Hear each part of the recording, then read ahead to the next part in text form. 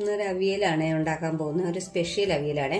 മുരിങ്ങക്കായും ക്യാരറ്റും ഒന്നുമില്ല. നമ്മുടെ ഇവിടെ ഉണ്ടായിരുന്ന കായ്, കുമ്പളങ്ങ, പിന്നെ ചേമ്പും വിത്ത്, പയറ്, ചേമ്പും താള്, കോവയ്ക്ക എല്ലാം ഈ ഓരോന്നും ഈ രണ്ടും ഒക്കെ ഇട്ടിട്ട് ഒരു അവിയൽ. പിന്നെ ഇതിൻ്റെ കൂടെ ഇന്ന് ഒരു കൂട്ടുകാരി പറഞ്ഞു തന്നതാണ് വെണ്ടയ്ക്ക ഇട്ടിട്ട് അവിയൽ വെക്കുമെന്ന്. അപ്പോൾ അതൊന്ന് ട്രൈ ചെയ്യാമെന്ന് ഓർത്തു. ഞാൻ ആദ്യമായിട്ടാണ് ഇങ്ങനെ ചെയ്യുന്നത്, ഇതുവരെ ചെയ്തിട്ടില്ല. അപ്പോൾ ഒന്ന് നോക്കാമെന്ന് വിചാരിച്ചു. കഷ്ണമെല്ലാം അരിഞ്ഞ് വെച്ചതിനകത്തോട്ട് ഒരു 2 വെണ്ടയ്ക്കയും കൂടി ഞാൻ ഇടുന്നുണ്ട്. പച്ചമുളക് 2-3-4 കീറി ഇട്ടിട്ടുണ്ട്. കുറച്ച് മുളക് പൊടിയും കൂടി ഇട്ട് കൊടുക്കാവേ. മഞ്ഞൾപ്പൊടി, കല്ലുപ്പും കൂടി ഇട്ട് കൊടുക്കാവേ. തൊട്ട് ഒരു 2 തണ്ട് കറിവേപ്പിലയും കൂടി ഇട്ട് കൊടുക്കാം. കറിവേപ്പില കേടുണ്ട്, നന്നായിട്ടൊന്ന് കുടയാം. തേങ്ങ ചിരണ്ടിയത് അതിനകത്ത് കുറച്ച് വെള്ളം ഒഴിച്ച് ഞാൻ ഞെരടി ഒന്നെടുത്താണ്. അപ്പോൾ അതും കൂടി ഇതിൻ്റെ കൂടെ ഒഴിക്കാം.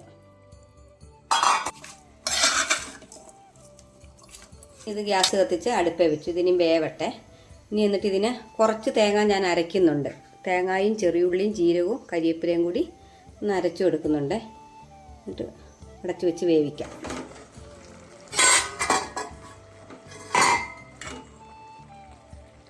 വെന്ത് വരുന്നുണ്ട്. കുറച്ചുകൂടി വേഗം നമുക്ക് ഇച്ചിരി പുളി ചേർത്ത് കൊടുക്കാം. ഇത് നേരത്തെ വെള്ളത്തിലിട്ട് വെച്ചിരുന്നതാണ്.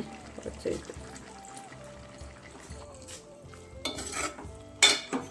കുറച്ചുകൂടി വെള്ളം വറ്റട്ടെ. കഷ്ണമൊക്കെ വെന്തിട്ടുണ്ട്. ഇച്ചിരി കുഴഞ്ഞിരിക്കുന്ന അവിയലാണ് ഇത്. സദ്യയുടെ അവിയൽ പോലത്തെ അല്ല. അപ്പോൾ ഇത് തേങ്ങയും ജീരകവും ചെറിയ ഉള്ളിയും കൂടി കരിവേപ്പിലയും കൂടി ചതച്ചതല്ല, ഒരുമാതിരി നല്ലപോലെ ഒന്നരഞ്ഞ. കാരണം ഇതിനകത്ത് ആ തേങ്ങ ഇട്ടത് കൊണ്ട് ഞാൻ ഇത് ഇച്ചിരി നന്നായിട്ട് അരച്ചെടുത്ത്. അങ്ങനെ എന്നോട് ആ ചേച്ചി പറഞ്ഞത്. അപ്പോൾ ഇത് നമുക്ക് ചേർത്ത് കൊടുക്കാം.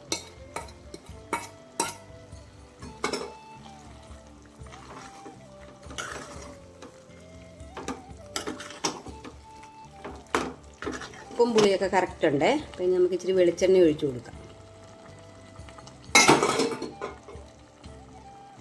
കരിവേപ്പിലയും കൂടി ഇട്ട് കൊടുക്കാം. അപ്പം നമ്മുടെ കുഴഞ്ഞ അവിയൽ ഇവിടെ റെഡി ആയിട്ടുണ്ട്. നല്ല ടേസ്റ്റ് ഉണ്ട് കേട്ടോ. വേറെ ഒത്തിരി കറിയൊന്നും ഇല്ലാത്തപ്പോഴേ ഇച്ചിരി കുഴഞ്ഞിരിക്കുന്ന അവിയലല്ലേ നല്ലത്, മുറുകിയ അവിയലിനെക്കാട്ടിലും. ഇവിടെ എല്ലാവർക്കും ഇങ്ങനത്തെ അവിയലാണ് ഇഷ്ടം. ഇന്ന് പിന്നെ മീൻ